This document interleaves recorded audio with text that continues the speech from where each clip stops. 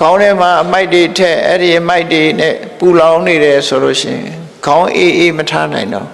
ကျွတ်ခေါင်းအေးအေးဆိုလို့ရေစွတ်တာမျိုးမလုပ်နိုင်နဲ့နော်အေးပတ်တော့မယ်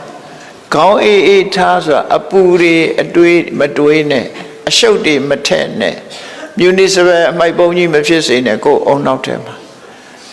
ကြည်လင်အေးမြပြီးတော့တန်မိုးရှိတဲ့အရာတွေသာခေါင်းနဲ့ထည့်အနှုံးမို့ဆိုရင်အမိုက်ပုံကြီးဖြစ်သွားလိမ့်မယ်အဲ့ဒါတွေမထက်နဲ့ဝုန်းကိုတော့ချောင်းချောင်းထားခြေထောက်ကိုတော့နှွေးနှွေးလေးထားလို့ပြောချတယ်ပေါ့နော်ခြေထောက်နှွေးနှွေးခေါင်းအေးအေးဝန်းချောင်းချောင်းလူဘဝမှာတော့အဲ့ဒါជីវတုတ်တဲ့ခြင်းအကြောင်းတွေပဲကျမ်းမာပြီးတော့ជីវတုတ်တဲ့အကြောင်းအဲ့ဒါကြောင့်ဘဝမှာစာရင်တော်ဆိုတာဆင်ញင်သုံးသက်တတ်ရမယ်ကိုယ့်အခြေအနေကိုဆင်ញင်သုံးသက်တတ်ရမယ်ငါလှုပ်နေတာဘာတွေနဲ့အချိန်ကုန်နေသလဲငါဘာလှုပ်သင့်သလဲဆိုတာကိုအမြဲတမ်းဆင်ញင်သုံးသက်ရမယ်ဒီတဲ့အစင်းမြင်လို့နိဗ္ဗာန်ရချင်တယ်ဆိုလို့ရှိရင်တော့ဘယ်အရာမှမမြဲဘူးဆိုတာကိုသိရမယ်ဆင်ញင်နဲ့မမြဲဘူးလို့သိခြင်းဟာဘာအကျိုးရှိလဲလို့မေးကြည့်တွေ့တာမှုတွေကိုလျှော့ချလို့ရတာလူတွေဟာတွေ့တာမှုဆွဲမဲ့မှုတွေပေါ်မှာတွေ့တာမှုဆွဲမဲ့မှုကိုအကြောင်းပြုပြီးတော့တွေ့တာတဲ့အရာအတွက်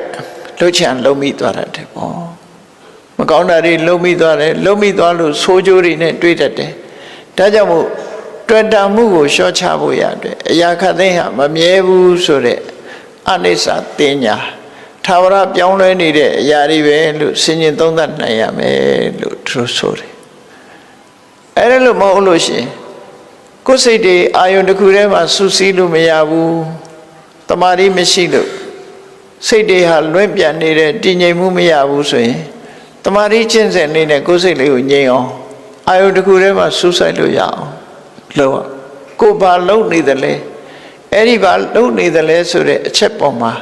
ကိုယ်စိတ်လေးတည်ငြိမ်အောင်ထားနိုင်မှုကြိုးစားအဲ့ဒီနှစ်ခုကိုစာယီနောလို့ပြောတာကမ္မထာအထုတ်ပြီးဆိုလို့ရှိရင်ကတော့သမထကျင့်စဉ်ကိုလည်းစာယီနောဝိပဿနာတရားအထုတ်တာလည်းစာယီနောပဲသဘာဝကိုအသိမှန်ဆင်ញင်သုံးသပ်တယ်အဲ့ဒါတမာရီနဲ့ပညာတိုးတက်အောင်ကြိုးစားခြင်း